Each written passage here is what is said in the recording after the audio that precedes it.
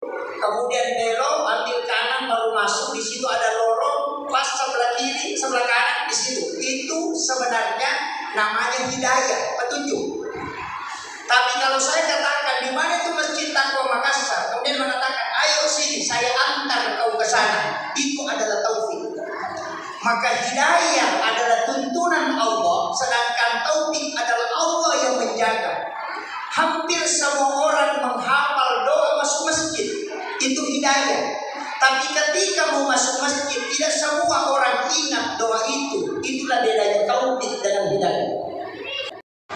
Bismillahirrahmanirrahim. Assalamualaikum warahmatullahi wabarakatuh. Maulaya salli wa sallim daiman abada ala habibika khairil halqi kullihim huwal habibul ladzi turja syafa'atuhu li kulli qawlin minal ya Rabbi bil Mustafa balligh maqasidana waghfir lana ma madha ya wasi'al karami ya Rabbi bil Mustafa balligh maqasidana waghfir lana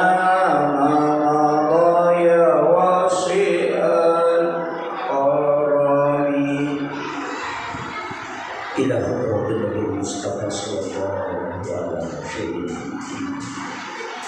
wa ila jami'il anbiya'i wal mursalin wa syuhada'i was-shalihin wal muttaqin. Al-Fatihah. A'udzu billahi minasyaitonir rajim. Alhamdulillahi rabbil alamin. Iyyaka na'budu wa iyyaka nasta'in. Ihdinas siratal mustaqim siratal ladzina an'amta 'alaihim.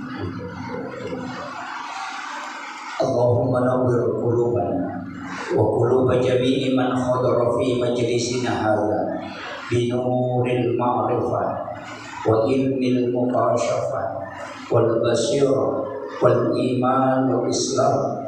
Ya Fattahu ya Alim, iftah qulubana wa qulubahum qulubal 'arifin. Rabbana iftah bainana wa baina qaumina bil haqqi wa anta khairul fatihin. Amin amin ya rabbal alamin. Hadratal muhtaramin wal muhtaramat ikhwan billah. Alhamdulillah rabbil alamin. Wassalatu wassalamu ala asyrafil anbiya'i wal mursalin Sayyidina wa maulana wa habibina wa syafi'ina wa ala alihi wa ashabihi wa sahabatihi ajma'in. Allahumma salli ala Sayyidina Muhammadin tibbil qulubi wa dawaiha wa afiyatil abdani wa shifaiha wa nuril absari wa liyaiha wa ala alihi wa sahbihi wa sallim. Assalamu alayka ya Nabi Allah. Assalamu alayka ya Habib Allah.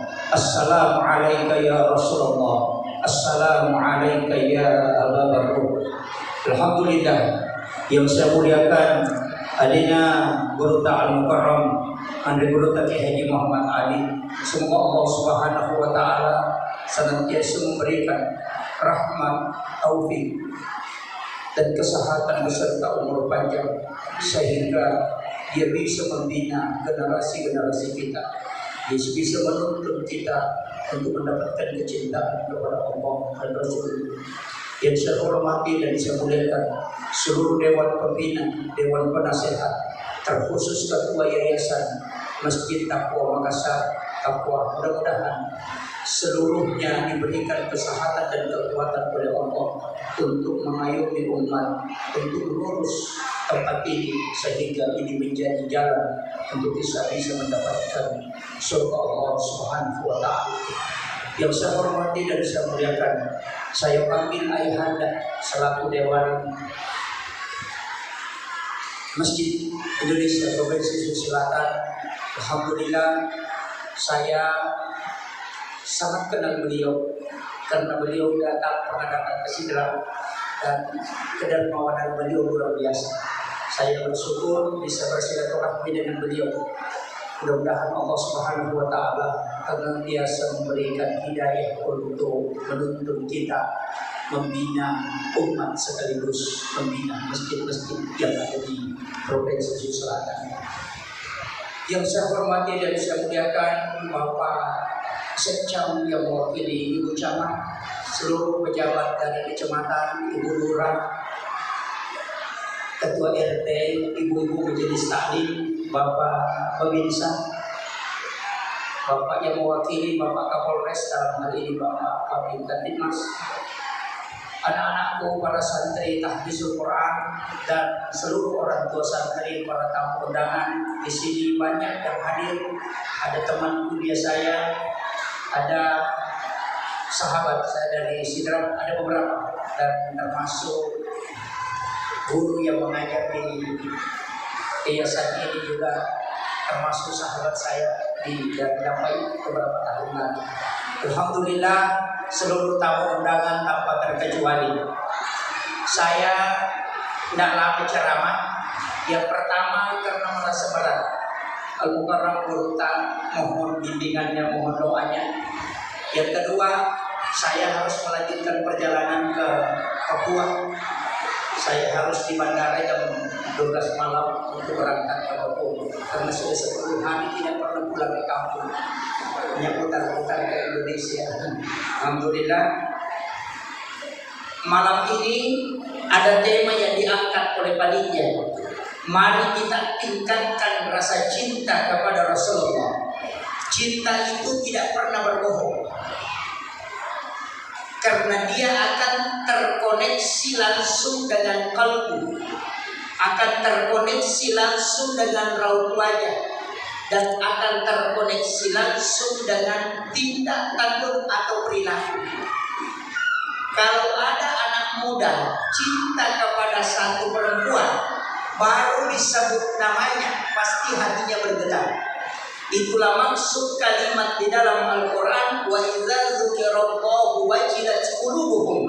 Ketika disebut nama Allah, maka bergetar hatinya. Kalau cinta kepada Rasulullah, mestinya ketika disebut nama Rasulullah, kalbu kita ada getaran.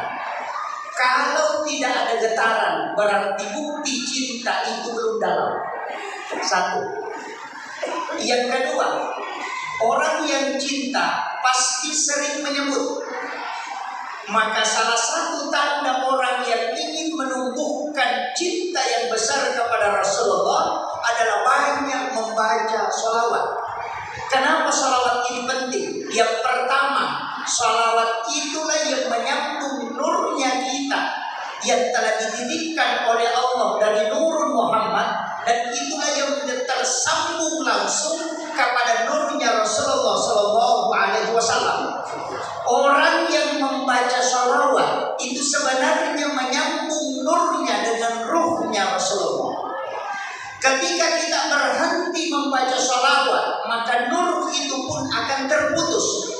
Kapan tersambung kembali? Pada saat kita menyebut atau bersalawat kepada Rasulullah.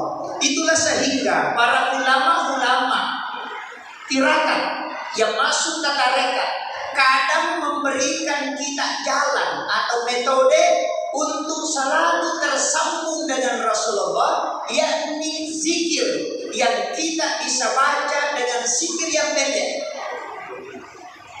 Ketika mengangkat kaki kanan, kita membaca Allah. Ketika mengangkat kaki kiri, kita membaca Muhammad. Pada saat kita duduk, ketika kita menarik nafas, baca Allah. Ketika kita mengeluarkan nafas, maka baca Muhammad. Ini satu metode supaya kita tidak terlepas dari nurnya Rasulullah. Ruh kita selalu tersambung dengan Nabi. Kecuali masuk ke dalam WC, jangan. Ulama kita mengajarkan kalau engkau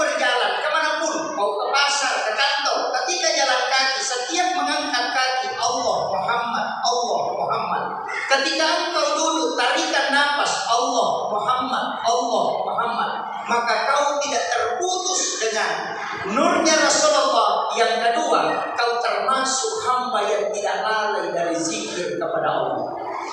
Akan tetapi ini tidak mudah, butuh riyadhah, butuh latihan.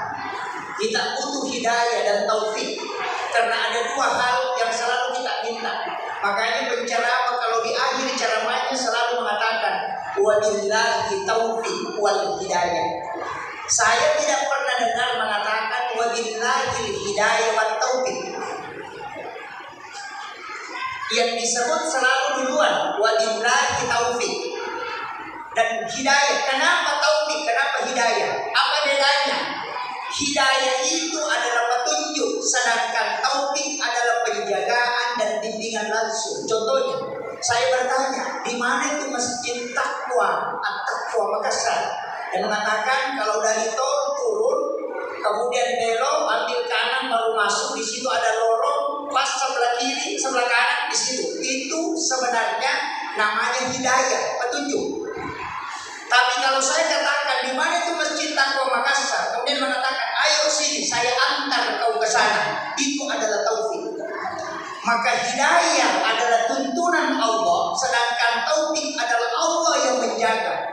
Hampir semua orang menghafal doa masuk masjid, itu hidayah. Tapi ketika mau masuk masjid, tidak semua orang ingat doa itu. Itulah bedanya taufik dengan hidayah. Kadang-kala kita masuk masjid kita lupa, nanti dulu baru ingat. Semua orang tahu bahwa sholat sunnah 2 rakaat sebelum subuh itu lebih afdal, lebih mulia daripada dunia dan isinya. Tapi tidak semua orang mampu melakukan itu. Hidayah dan taufik, dua hal ini kita butuhkan. Hidayah yang menarik kita dalam kebaikan, taufik yang selalu menjaga kita supaya tidak keluar dari rel yang telah dijaga oleh Allah dan Rasulnya. Maka saya sampaikan bahwa ilmu tidak akan ada nilainya kalau Allah tidak memberikan taufik. Saya kasih contoh bahwa ilmu tidak menyelamatkan, Pak. Tidak ada orang di dalam masjid ini yang tidak tahu kalau menginjak kulit pisang itu jatuh. Kita semua tahu, tapi kenapa masih ada orang jatuh gara-gara kulit pisang? Padahal dia sudah tahu. Berarti ilmu tidak menyelamatkan. Ilmu itu pengetahuan, tapi Allah yang memberikan keselamatan. Dari situlah ulama kita dari dulu hafal Quran, hafal hadis, tahu semua ilmu, tapi masih tetap berdoa. Kenapa? Karena dia tahu bahwa kemampuanmu hanya berusaha dan berdoa. Urusan terakhir Allah yang menentukan. Inilah yang harus kita pegang. Makanya saya sampaikan bahwa semua langkah kita, apakah penjual, apakah pejabat, apakah seorang guru atau seorang ekonom atau apapun, langkah kita yang pertama mulai karena Allah dan Rasulnya. Jalanlah karena Dia, jangan pernah mundur dan bergeser hanya karena penilaian manusia. Itu kuncinya. Saya kemarin sempat menyampaikan begini: jika engkau memulainya karena Allah, maka jangan pernah berubah karena hanya manusia yang menilai. Tetaplah istiqomah di mana kau memulai, dan akhirnya pun akan engkau mendapatkan rahmat dari situ. Banyak orang, Pak, ketika dicaci, dicerca, mundur, padahal dia memulai karena Allah. Tidak ada pekerjaan di dunia ini, tidak ada tantangan. Enggak. Maulid ini saja kita anggap baik, ada yang menyalahkan. Coba. Ada yang menganggap maulid ini adalah bid'ah. Pelakunya masuk neraka. Kalau kita pakai pendapat ini, semua yang hadir di sini dan yang paling pertama ketua panitia, baru ikut ustaznya karena dia yang panggil. Kalau ini yang kita yakini. Tapi apa perbedaan dua pendapat ini? Saya selalu mengambil jalan tengahnya. Orang yang tidak bermaulid itu adalah orang yang sangat takut melakukan sesuatu yang bisa membuat dia masuk neraka. Sedangkan orang yang bermaulid adalah orang yang berusaha keras mencari pahala dan berkeserta syafaat supaya dia bisa selamat nanti. Itu kuncinya. Citi minta utama ranaka, citi tidak tahu surga. Kan pada itu. Ini intinya. Makanya tidak usah saling menyalahkan lah. Kalau dia mengatakan tidak ada dalilnya, ada Sahih Bukhari Muslim. Dalil yang paling kuat tentang peringatan Maulid Nabi bukan Maulid Nabi. Kalau Maulud bayinya, kalau Maulid waktu lahirnya. Dalil yang paling kuat adalah puasanya Nabi pada hari Senin. Itu yang paling kuat. Kenapa? Karena Rasulullah ditanya, mengapa engkau berpuasa pada hari Senin? Rasulullah menjawab, karena hari Senin itu saya lahir. Yang kedua, wahyu pertama turun itu hari Senin. Sederhana begini, supaya saya sering ulang-ulang ini supaya kita ambil hikmah sedikit di sini. Hari Senin itu adalah hari kelahiran Nabi. Sekiranya Allah mentakdirkan Nabi lahir hari Selasa, maka Nabi akan puasa hari Selasa. Sekiranya Allah takdirkan Nabi lahir hari Jumat, maka Nabi akan puasa hari Jumat. Karena Nabi berpuasa pada hari kelahirannya. Cuma kebetulan dia lahir hari Senin, maka dia puasa hari Senin. Pertanyaannya, Bapak Ibu lahir hari apa?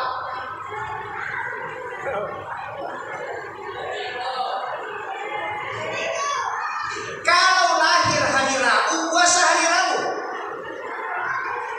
Kalau lahirnya hari Kamis, puasa hari Kamis.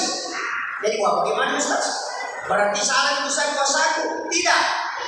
Ulama kita mengatakan begini, siapa yang puasa hari Senin, maka dia puasa sunnah hari kelahiran Nabi. Dan itu sunnah. Mulai dari sejak Nabi lakukan sampai dunia kiamat. Yang kedua, siapa yang berpuasa pada hari kelahirannya, kalau hari Rabu dia lahir, dia puasa hari Rabu, maka dia puasa sunnah mengikuti Nabi berpuasa pada hari kelahiran. Dan itu sunnah hingga dunia kiamat. Ini saya harus pelan-pelan supaya kalau cepat itu nanti tidak ngerti. Nah, kenapa kita puasa? Sayyidina Ali karamallahu wajhah, itu Ali disebut karamallahu wajhah, Abu Bakar disebut As-Siddiq, kemudian Umar disebut Al-Faruq. Itu ada nama-namanya memang. Kenapa Sayyidina Ali disebut karamallahu wajhah, yang dikeramatkan wajahnya oleh Allah? Karena menurut riwayat dalam kitab Risalah, Sayyidina Ali tidak pernah melihat kemaluannya satu kali pun dalam hidupnya, sehingga Allah keramatkan wajahnya. Itu keistimewaan. Kalau kita Pak, bukan kemaluan kita, anunya orang yang kita boleh. Bagaimana bisa keramat wajahnya? Abu Bakar As-Siddiq karena membenarkan peristiwa Isra dan Mi'raj. Umar Al-Faruq karena dia bisa dari kata Furqan, bisa membedakan mana yang halal, mana yang haram. Saya baca dalam satu risalah bahwa Umar itu ketika makan makanan yang haram, pasti dia muntahkan. Perutnya tidak bisa menerima makanan yang tidak halal. Itu saking cepat dia bisa membedakan. Saya telusuri apa doanya, apa amalannya. Ternyata saya dapatkan di satu kitab bahwasannya yang dibaca Umar pada makanan sebelum dia makan, dia baca 7 kali, Allahul ladzi la yadurru ma'asmihi syai'un fil ardi wala fis samai wa huwas samiul alim. Hafal ini. Ini juga doa dibaca kalau tidak mau kita gigit nyamuk. Saya diajar guru tak, kalau tidak mau digigit nyamuk, pertemukan kedua garis tangan ini, tekan. Baru tutup jari, baru tahan napas, baru baca. Allahumma la yadurru ma'asmihi syai'un fil ardi wala fis samai wa huwas samiul alim. Baru tiupkan ke telapak tangan, usapkan ke tubuh, insyaallah tidak digigit nyamuk. Tapi kalau tidak apa, dihafal tidak apa-apa. Nanti penjual bayi roti itu bangkrut.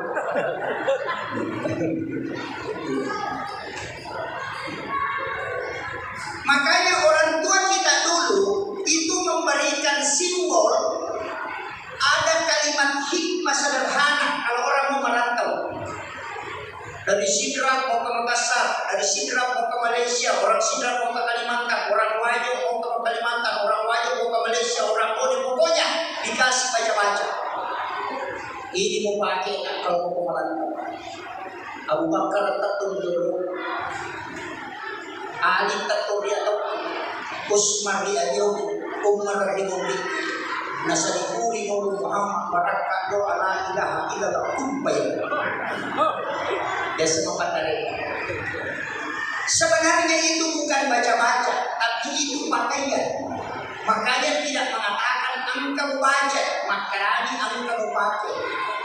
Abu Bakar tatul dulu, dahulukan kejujuran, as-siddiq.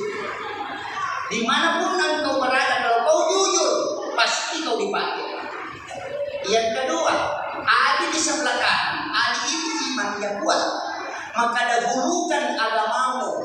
Kiri Utsman, nanti persoalan harta belakangan. Jadi urus dulu agamamu, nanti rezeki akan ikut. Makanya Utsman di kiri, Ali di kanan. Umar di belakang, Umar itu berani. Artinya jangan pernah mundur, walaupun seberat apa masalah kau hadapi. Maka engkau akan diberikan nurnya Rasulullah. Malampu kok, upatuji agamanya. Maco orang parangi, warani kok kotoji tongenge, insya Allah. Nanti tak masalah. Itu maknanya.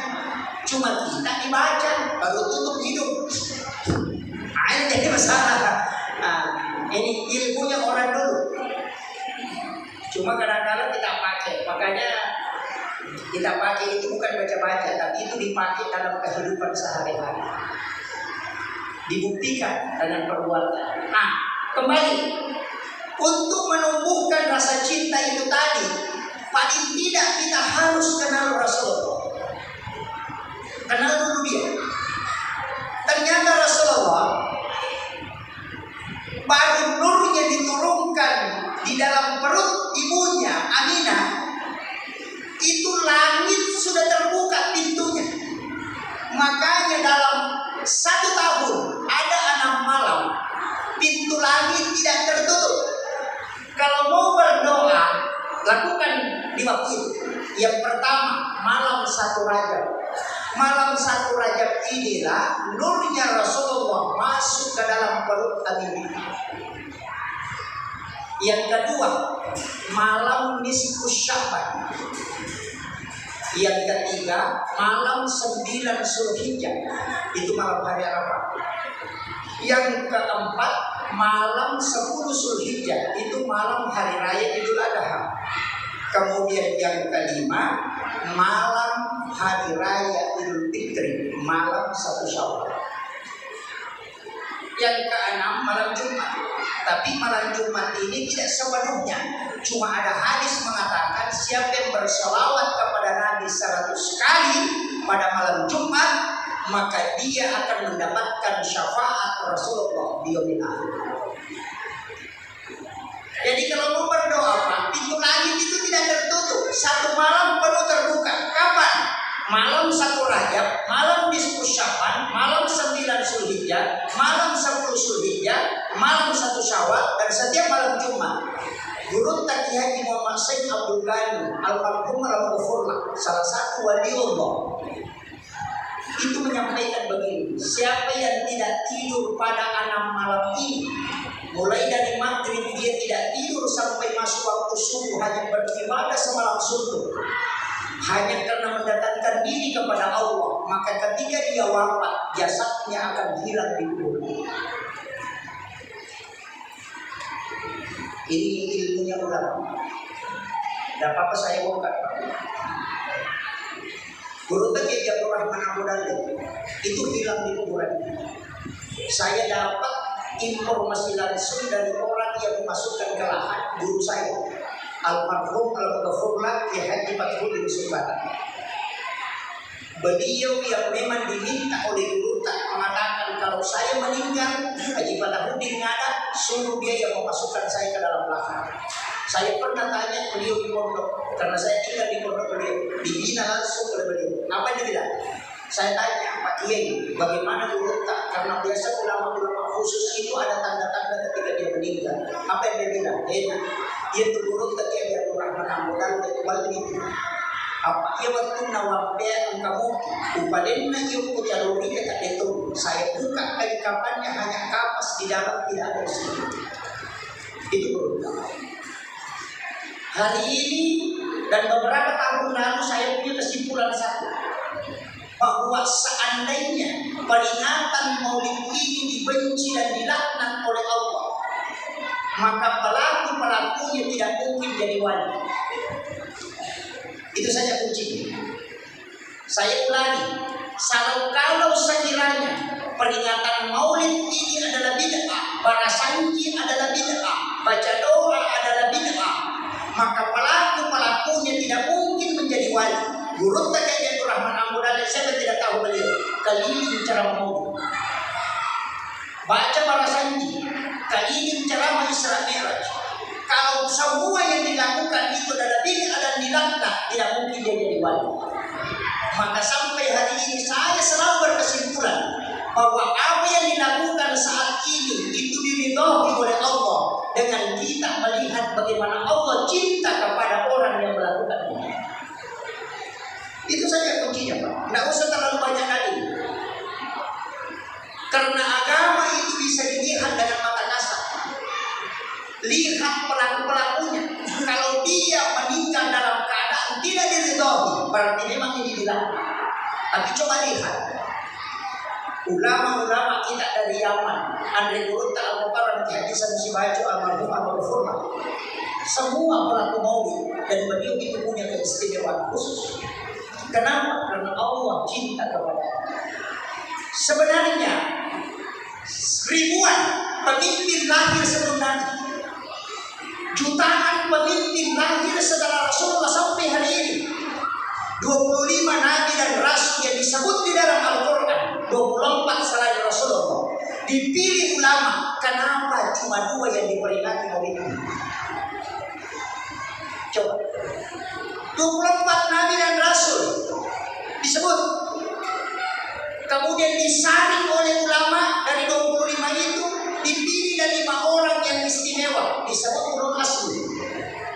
Nabi Ibrahim, Nabi Musa, Nabi Isa, Nabi Muhammad SAW. Dipilih 5 orang ini, disaring dulu. Dari 5 orang ini dipilih lagi 2. Kenapa? Cari yang paling sedikit kesalahannya, banyak kebaikannya, dan tidak panjang umurnya. Siapa? Nabi Rasulullah SAW dan Nabi Isa. Nabi Isa diperingati kelahirannya dengan Natal, Nabi Muhammad diperingati kelahirannya dengan Maulid Nabi. Makanya cuma 2. Padahal bisa semua diperingati karena kita tahu tanggalnya, karena ada di buku sejarah. Tapi kalau mau diperingati semua kelahirannya, pasti sibuk Imam Maulid. Di Afrika Selatan orang Maulid itu 6 bulan, Pak. 6 bulan. Tapi padang yang tandus, padang pasir yang tandus, tidak ada air di dalamnya, rumput tidak bisa tumbuh, bahkan pasir menjadi hangus. 6 tahun dia tempati bermaulid itu tumbuh subur tanaman. Kenapa? Ternyata sholawat Nabi bisa menghidupkan lembah yang mati. Kenapa Madinah sebelum Nabi masuk itu adalah lembah yang banyak penyakit di dalamnya. Tapi ketika Rasulullah datang itu menjadi negeri yang makmur dan tentram. Kenapa? Karena nurnya Rasulullah. Inilah kesimpulan ulama kita mengatakan, kalau engkau kena penyakit, perbanyak sholawat, akan sembuh. Kalau ada orang hidupnya tidak jelas, suruh banyak sholawat. Karena yang bisa merubah kondisi yang tidak baik menjadi baik, itu sholawat. Kenapa? Karena ibadah yang tidak pernah ditolak cuma 2. Yang pertama sholawat, yang kedua istighfar. Salawat tidak pernah ditolak karena dia langsung kepada Nabi dan malaikat yang mendoakan. Istighfar tidak pernah ditolak. Kenapa? Karena dia langsung kepada Allah, tidak ada yang lain. Makanya saya itu kalau salawat, Pak, pakai Sayyidina. Allahumma sholli ala Sayyidina Muhammad wa ala ali Sayyidina Muhammad. Banyak yang tidak sepakat dengan tidak menggunakan kata Sayyidina, masing-masing ada dalil. Tapi saya mengatakan begini, guru saya pernah menegur ketika saya baca salawat dan mengatakan Allahumma sholli ala Muhammad. Agak nasab, enak. Mereka itu Muhammad Akbar, Muhammad Yusuf, Muhammad Kasim, Muhammad Rabi, mereka Muhammad. Dia pemakadako Allahumma salli ala Muhammad Muhammadika wasal. Tapi ya pemakadako Allahumma salli ala Sayyidina Muhammad, pasti Nabi tidak ada yang lain. Maka tentukan kalimat itu dengan menunjuk satu orang khusus. Ini guru, tapi boleh tidak sepakat, yang sepakat silakan. Saya tidak bermasalahkan itu. Makanya ulama kita itu semua punya alasan, Pak. Cuma masalahnya biasa kita tidak tahu alasannya kenapa. Makanya konteks agama, ketika kita pahami akar masalahnya, maulid ini kan disalahkan karena dia tarik dalam ranah akidah. Padahal agama ini kan terbagi 3 kajian. Ada kajian Islam, ada kajian iman, ada kajian ihsan. Kajian Islam bicara hukum, ulamanya disebut fuqaha. Kajiannya fikih, paham, dan paham tidak mungkin satu. Karena Allah yang bilang walizalika halakahum makulina tukuru pancaji berlainan paham. Makanya fikih lahir mazhab disebutlah Syafi'i, Maliki, Hanafi. Dari situ. Tapi pasti berbeda. Masuk ke satu tingkat di dalamnya kajian tauhid, ulamanya bukan fuqaha. Karena ahli fikih disebut fuqaha, ahli tauhid disebut murabbi.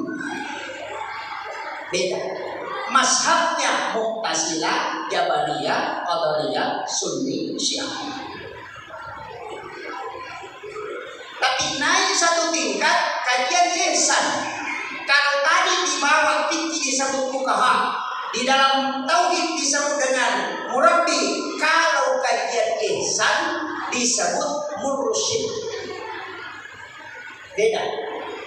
Apa yang dibahas? Adab, akhlak, etika menyembah kepada Allah, etika berpakaian dalam sholat, etika dalam berdoa, etika dalam berzikir.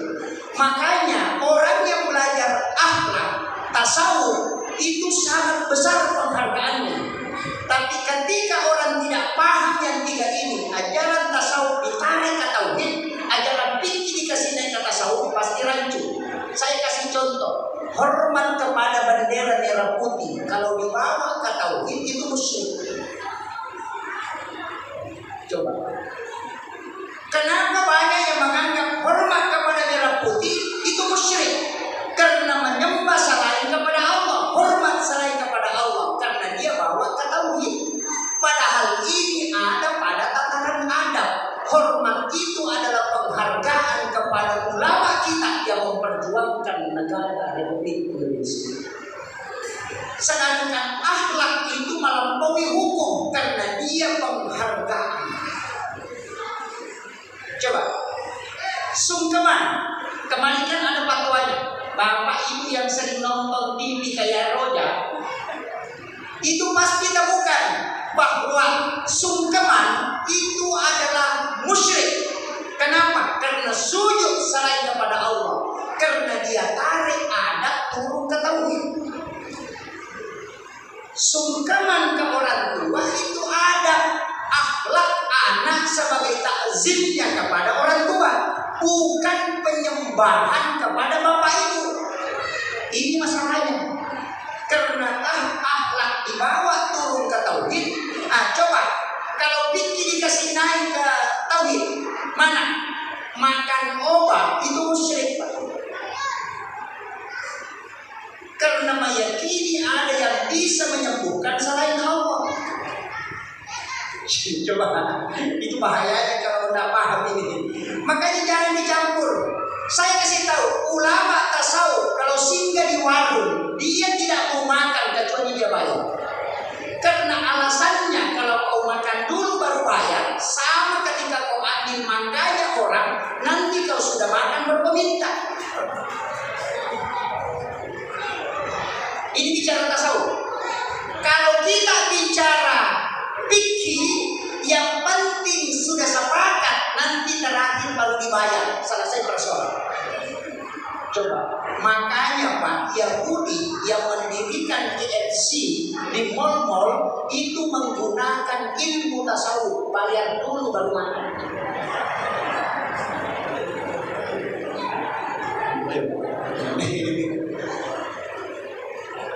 Kan beda. Makanya saya bilang harus diletakkan di porsinya. Sama dengan dokter. Kalau jantungmu bermasalah, jangan ke dokter kulit. Tidak bakalan ditemukan. Kalau sholatmu tidak khusyuk, jangan ke ahli fikih. Tanya ke mursyid. Tarekat. Karena adab masuk ke ruh, fikih masuk ke gerakan. Makanya Allahu Akbar. Iya, tapi hilang. Kenapa? Karena fikih dia mau tarik ke tasawuf. Tidak bisa.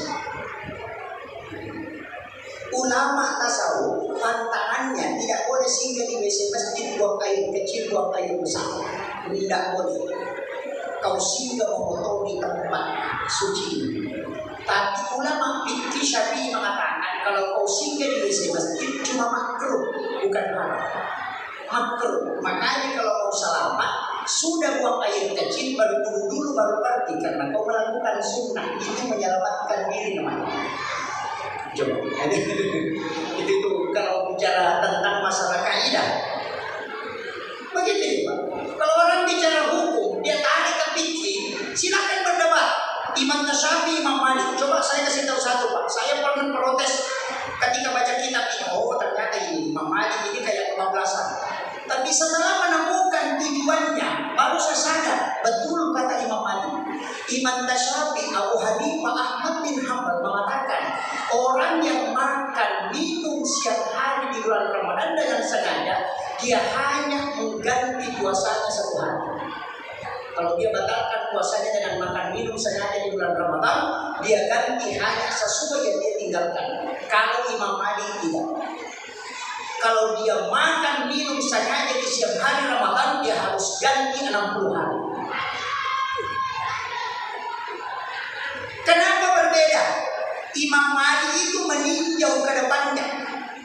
Sedangkan ulama kita sebagian melihat hukumnya. Yang mengganti 2 bulan itu adalah orang yang berhubungan suami istri di siang hari. Kalau Imam Malik tidak, yang makan minum berhubungan sama-sama 60 hari. Kenapa? Imam Malik berpikir begini. Kalau ada pengantin baru 2 hari sebelum masuk Ramadan dia menikah dan ingin berhubungan, kalau dia berhubungan 2 bulan dia harus ganti. Kalau hubungannya menyebabkan puasanya batal, maka dia harus mengakali minum air 1 gelas baru berhubungan, cuma 1 kau ganti. Coba analisanya Imam Malik. Jadi Imam Malik mengatakan bisa saja orang mengakali nanti agama.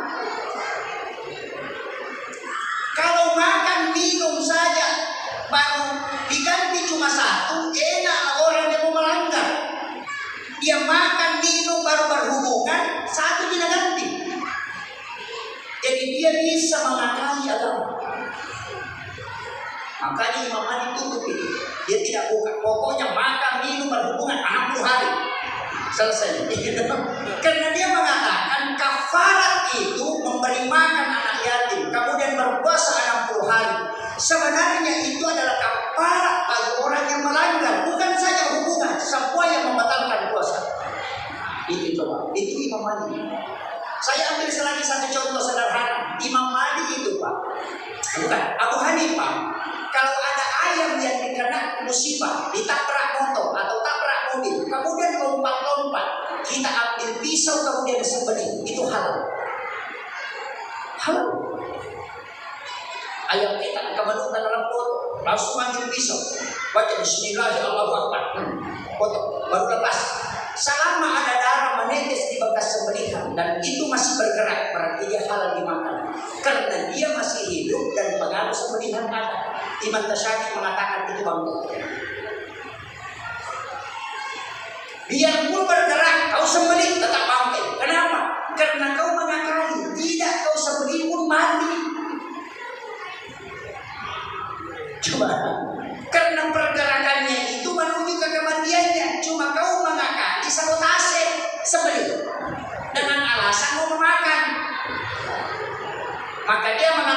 gerakan itu kau sembelih tidak ada gunanya. Tetap bangkai. Coba, mana yang mau dipakai? Kalau kita mengatakan, kalau anak ayam Ustaz, Syafi'i. Kalau ayam besar, Imam Ali, Abu Hanifah. Ini, ya Pak. Makanya ulama kita itu hati-hati. Kalau pakai Syafi'i, kalau sudah disembelih, dimasukkan ke dalam drum seperti penjual ayam potong. Masukkan ke dalam karung, kemudian di situ meninggal, tidak apa-apa. Karena yang dihitung yang pertama. Tapi kalau Imam Abu Hanifah yang dihitung yang kedua, kau sembelih baru kau masukkan ke dalam karung, baru tindis kemudian mati, maka itu bangkai karena yang dihitung yang kedua. Bahaya ini. Coba, pikirkan begitu. Pasti berdebat orang. Coba, hadis sama-sama ada hadisnya Pak. Ketika ada anak muda datang kepada Rasulullah, ya Rasulullah, orang tua dulu Arab Badui, ya Rasulullah, kalau saya menyentuh kemaluan, kalau sudah berwudu, menyentuh kemaluan tanpa pelapis, kemudian saya ingin sholat, apakah saya harus berwudu? Nabi mengatakan tidak usah. Karena yang kau sentuh itu sama dengan anggota tubuh yang lain. Berarti menyentuh kemaluan tanpa pelapis tidak batal wudu. Kalau kita pakai ini hadis. 29 hari kemudian dalam ilmu mustalah hadis, ada 3 orang anak muda datang kepada Nabi bertanya di serambi masjid, ya Rasulullah, ketika kami sudah berwudu kemudian mau sholat, tapi kami menyentuh kemaluan tanpa pelapis, apakah kami harus berwudu? Nabi mengatakan berwudulah kalian semua. Satu pertanyaan, tapi sama pertanyaannya dengan yang kedua, tapi jawaban yang diberikan berbeda. Dari sini muncul pendapat yang pakai metode tarjih menganalisa mana paling kuat. Imam Tasyafi mengatakan orang tua yang bertanya dari wudu yang ketong-ketong 2 alasan 4 kali lupa atau tahu. Baru tidak ada saksi. Makanya ini lemah hadisnya, tidak dipakai. Tapi tetap dia tahu ada hadisnya, cuma dia katakan tidak dipakai. Karena tidak ada saksi yang kuat. Kemudian orang tua, baru dia Arab Badui, Arab dari wudu. 3 anak muda, hafalan dan ingatannya kuat dan ada saksinya, maka ini yang lebih kuat. Itulah yang disebut dengan metode tarjih, menganalisa.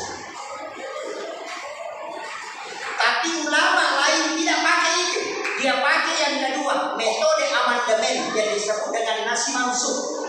Hadis yang pertama mana? Oh ternyata hadis orang tua ini dari gunung. Hadis belakangan muncul 29 hari.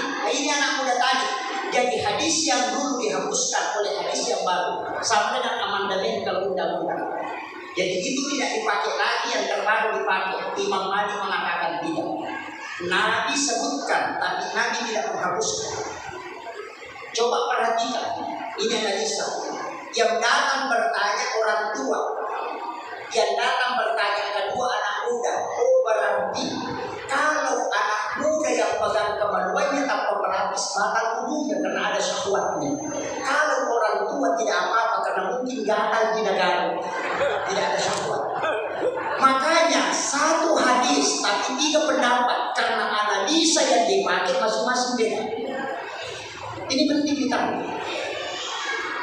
Biasanya mengatakan kok sama-sama hadis, kenapa berbeda? Karena analisanya beda. Inilah keluasan ilmu ulama fikih sehingga mereka tidak saling menyalahkan. Tapi sekarang banyak Pak baru baca di laptop dengan cara langsung memelotot matanya masuk neraka. Wah ini jadi masalah. Tapi tidak ada di Makassar. Di sana dibuat. Ini sudah hampir 1 jam. Lutut saya sudah mulai gini. Kemudian saya kembali ke Rasulullah. Itu sebenarnya kalau kita ucapkan salam kepada beliau itu beda. Assalamu alaika. Coba.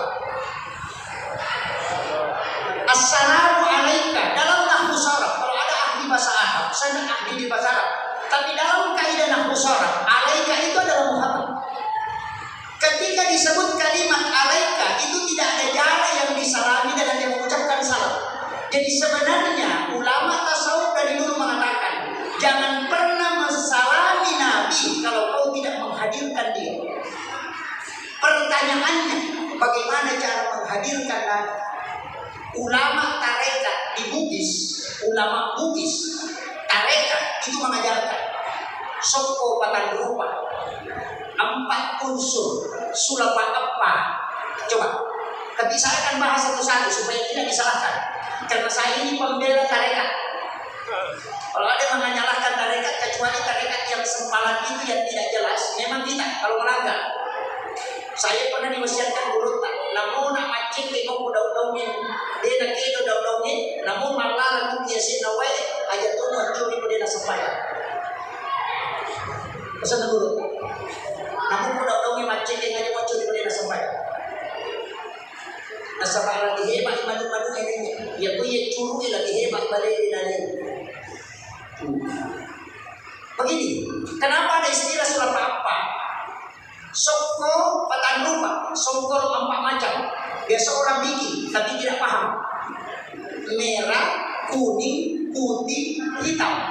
Merah simbol api, kuning simbol angin, air simbol putih, hitam simbol tanah. Sifatnya api berdiri, simbol berdiri itu huruf alif. Sifatnya angin itu ruku, simbol huruf ruku itu huruf H. Begini, H. Kemudian sujud itu simbol tanah. Sifatnya adalah tanah, simbolnya adalah huruf dal. Duduk adalah huruf mim. Duduk simbolnya tanah dan tanah itu huruf mim. Makanya hurufnya huruf mim. Jadi kalau diruntut alif, h, mim, dal, tulisannya Ahmad. Coba. Itu tulisannya Ahmad. Unsur tubuh kita ini dari tanah, api, angin dengan air. Tapi kok Pak Ustaz tidak nampak apinya? Kalau kita marah panas telinga, itu unsur api. Kok tidak jelas? Sama dengan ibu-ibu mengambil mentega, baru ambil terigu, ambil telur, ambil gula pasir, gabungkan, baru blender, insya Allah jadi roti. Hilang gula pasirnya. Sudah paham? Unsur tubuh begitu. 4 unsur ini kalau ditarik ke sholat, tentungi alifu, rokoi ha, sujui mim, turani dal. Makanya Ahmad. Jadi biasanya sampaikan Ahmad, biasanya mas sampaikan Muhammad. Makanya kita Muhammad karena kepala mim, dada ha, pinggul mim, kaki dal, tulisannya Muhammad. Coba. Itu orang tua dulu bahas itu Pak. Cuma kenapa? Lebih mudah dipahami kalau begitu. Oh ya jangan sampai jadi iya betul. Jadi yang dewas sampai ternyata tahu Pak. Itu coba. Saya sedikit masuk. Coba kita lihat. Tangan kita Pak kiri kanan. Ini falsafah. Saya masuk sedikit ke ilmu hikmah. Ini yang ada simbol. Ini angka 8, angka Arab. Ini angka Arab, angka 8. Itu menghadap ke bawah. Begini modelnya. Baru ada angka 1, 18. Yang di sebelah sini 81. 8, 1. Ini 18. Coba tambah itu. 18 tambah 81 itu 99. Itulah asma Allah. Kenapa ada tangan? Alif, lam, ha. Allahu pas 100. Itu dipahami dulu. Cuma sekarang berubah karena orang tidak kejar itu. Orang tua itu tarikatnya luar biasa.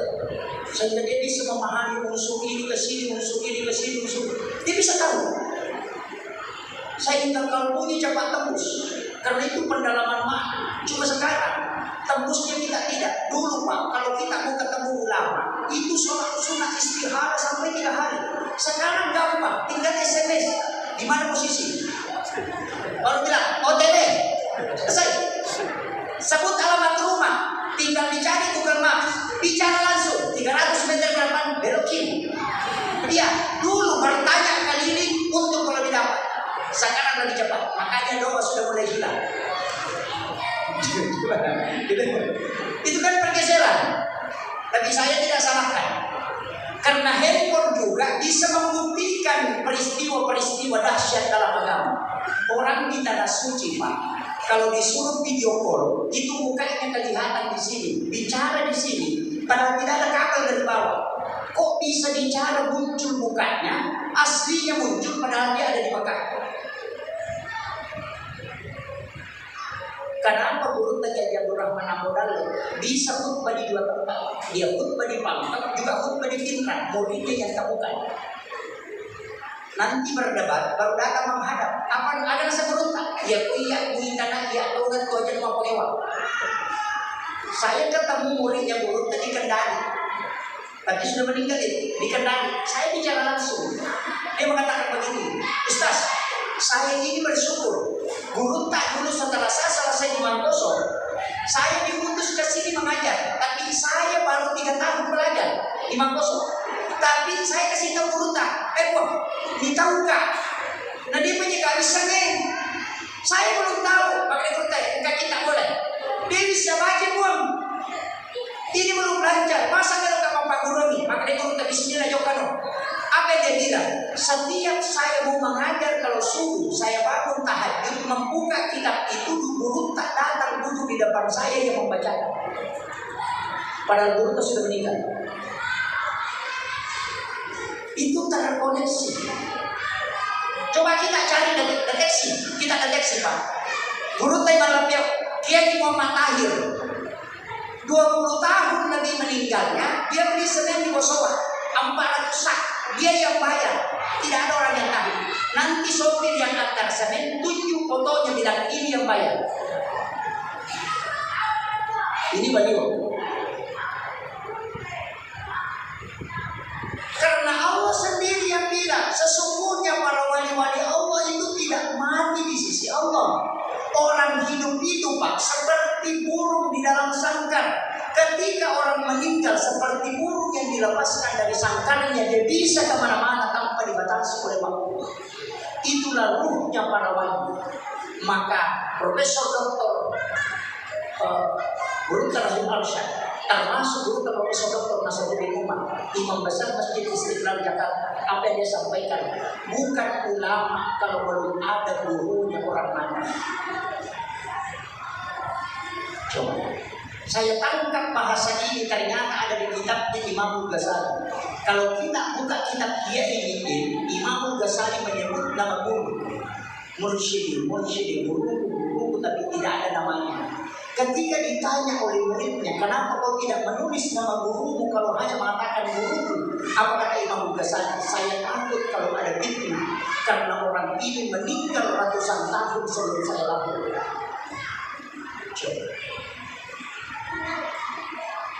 Ilmunya orang dulu itu Pak hebat, karena kalbunya tajam.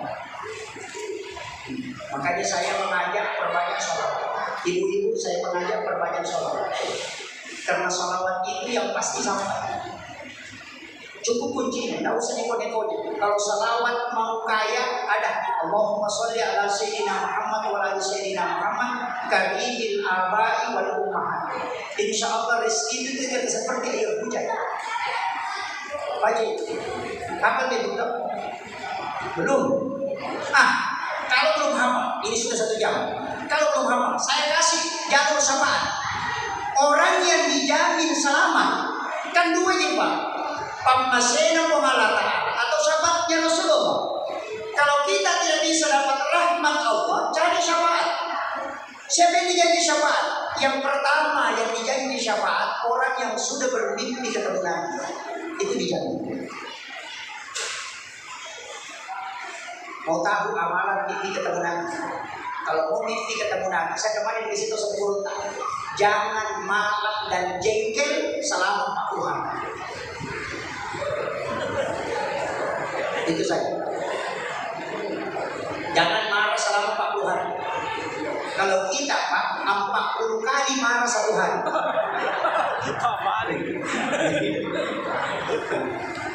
Kalau bisa bertahan tidak marah, itu pasti telinga kanan akan berdengung.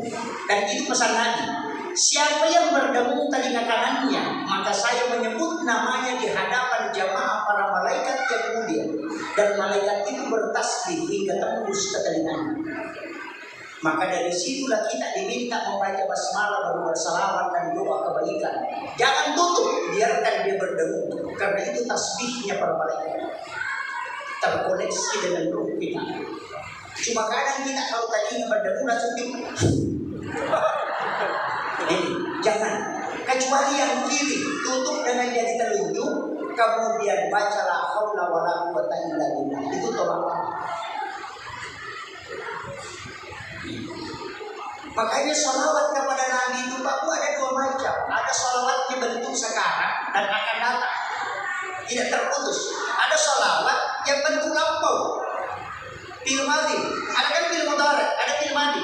Kalau fil madhi kan sallallahu ala Muhammad. Makanya kalau mahalul qiyam dalam bahasa Inggris yang dipakai itu sallallahu, bukan Allahumma sholli. Kenapa? Karena yang disalami adalah nurul Muhammad. Dia yang pertama Pak, Nabi Adam itu ketika mau menikah dengan Hawa, maharnya sholawat. Ia narona sempat tareka sampai salawat maharnya Nabi Adam kumelo pun nikabate. Dia bapak turun ini. Jadi, kenapa pakai sallallahu? Karena yang pertama diciptakan adalah nurnya. Di dalam Al-Quran Allah sudah informasikan, qad ja'akum minallahi nurun wa kitabun mubin. Coba ini ayat. Qad ja'akum minallahi, telah datang dari Tuhanmu nur, cahaya, wa kitabun mubin, dan kitab yang menerangkan. Yang pertama diciptakan Allah adalah nur. Itulah makna laulah ya Muhammad lama akhlaqtul makhluk. Itu maknanya. Likulli syai'in min nuril Muhammad. Segala sesuatu dari nur Muhammad. Makanya orang tua dulu kalau mau makan sapi, makan kodok, makan bakso, itu dia bilang tidak mungkin kena kolesterol. Kenapa? Alai Pak kurang. Engkau dari nur Muhammad, makanan ini dari nur Muhammad. Dapat kau yakin tidak mungkin merusak kalau dia masuk pada ciptaan Allah. Nah ini ciptaan manusia, salami dia dengan nurnya Muhammad, baru minta supaya dia masuk dengan salam. Tidak kena kolesterol itu Pak, makan saja. Itu kuncinya. Tapi yang penting yakin, jangan bilang baik kalau kena mampus saya, mampus betul itu. Dari sini ulama kita, makanya Pak mereka ia tuh nanti Nabi pamula di hakiki baca Quran di lahiran. Kan begitu. Karena nur Muhammad yang pertama diciptakan, makanya semua malaikat itu bersalawat kepada Nabi. Tapi sebelum jasadnya Nabi diciptakan, salawat itu sallallahu alaihi wasallam. Makanya pemakaian itu sampai salawat ruh itu karena bapaknya ruh adalah nur Muhammad yang biasa rahasia. Bapaknya watak kali itulah yang di dunia. Maka salami bapaknya ruh supaya itu ruh bisa tajam.